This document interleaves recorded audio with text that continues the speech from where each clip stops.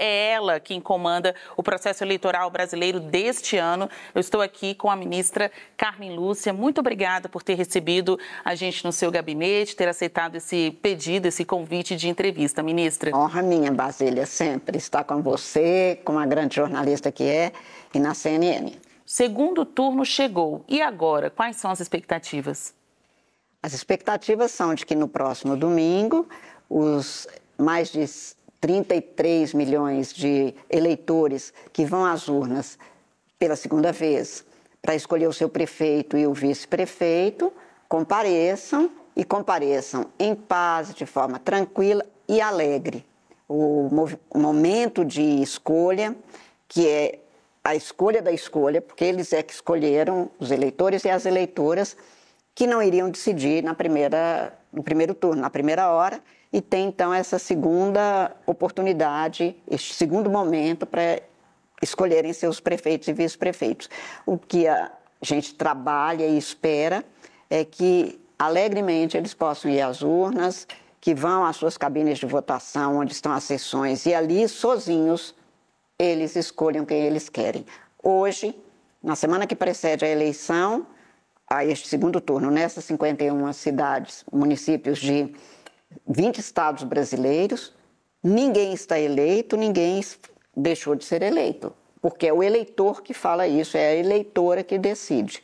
Só depois de abrir as urnas nós vamos saber quem serão os eleitos ou as eleitas nessas 51 cidades brasileiras. A senhora acha que o eleitor está desmotivado, não está saindo de casa para votar porque acha que o jogo já ganhou, né? Já tem os eleitos, ou é mesmo um reflexo de ceticismo, desapontamento com a política brasileira? Ou um pouco de tudo? Eu acho que, basicamente, o que você está pondo é a questão da abstenção. Por que alguns não saem, por que alguns não vão, por que alguns não comparecem? Eu acho que o índice de abstenção em cada eleição precisa de ser considerado num quadro em que vários fatores atuam. Quanto mais ciente o eleitor e a eleitora fica de que o seu comparecimento é definidor da política para os próximos 4 anos, neste caso para o seu município, e isso é transformador, mais ele é instado, mais ele vai com entusiasmo para essa eleição. Este é um fator que, às vezes, não tendo, por exemplo, no segundo turno, ido alguém que ele prioritariamente, preferencialmente, ele escolheria, pode ser um fator de desânimo, mas é um fator também de ânimo, aquele que achou que, se eu não for, agora vai ser definido por outra pessoa. Alguns outros fatores incluem, por exemplo, a preocupação com as condições de tempo.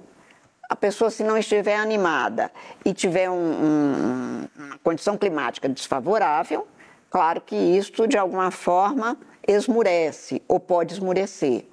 Civismo não é isso, não se faz civismo de resultado, a gente faz civismo de compromisso. E por isso mesmo é que a gente, o tempo todo, convida o eleitor, lembra o eleitor da importância, porque o voto dele é o definidor. É o definidor da política nos próximos 4 anos, é o definidor de qual a cidade ele vai ter, de quem ele colocou lá, ele pode cobrar permanentemente.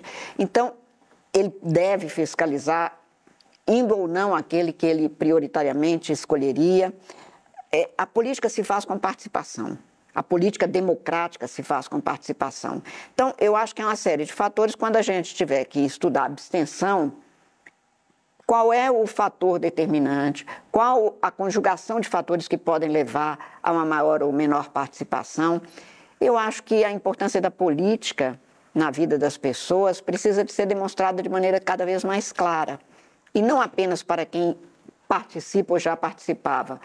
Mas o meu pai votou até os 97 anos de idade. Na minha casa nunca se perguntou se era facultativo ou não, depois dos 70 ele ter votado. Acho que nunca passou pela cabeça da minha mãe ou dele que ele não iria votar. Afinal, a cidade é deles, o Brasil é o que nós fazemos que seja, e eu acho que é importante que a gente passe isso para todo mundo.